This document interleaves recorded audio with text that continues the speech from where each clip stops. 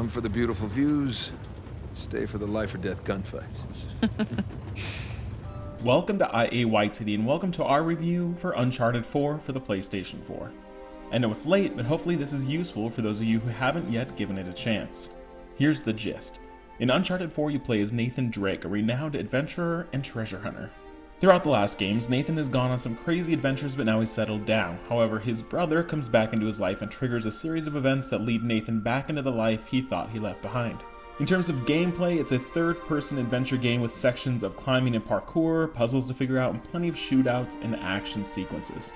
This game is stunning, and is likely one of the best-looking games on PlayStation 4 so far. The character models are fantastic, the environments are gorgeous, and the action is thrilling.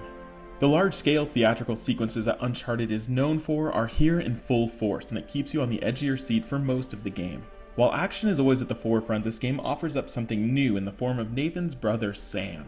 Nathan and Sam's dynamics are really the core of this game, and it's a story of two brothers showcased beautifully in both current-day adventures and a few flashbacks, which give you tons of backstory and context to understand their relationship now. I'm really thankful for this component because the traditional action set pieces somehow felt a little familiar. After 3 times around, collapsing wood bridges can only be so suspenseful. Scaling up a wall and discovering a beautiful vista has somehow lost its charm, especially when that moment happens many times within this game, nonetheless all the past games. Now don't get me wrong, this game probably does it better, but that doesn't stop them from feeling familiar.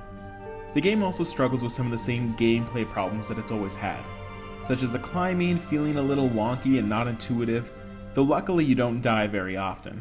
The puzzles, the shootouts, the action sequences, they're all things we've experienced, so the emotional core of experiencing these with your brother manages to make them feel somewhat fresh again.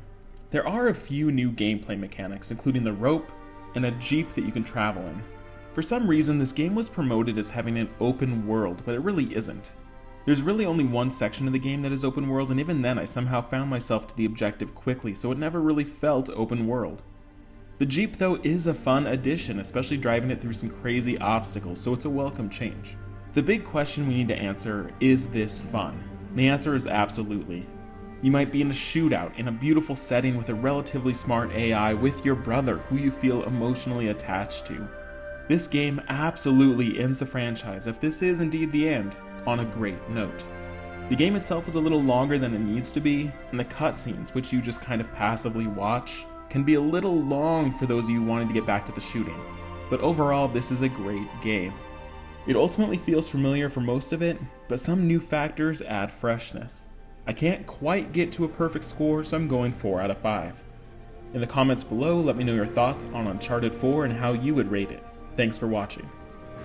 Yeah, well, it's a story of my life, I guess.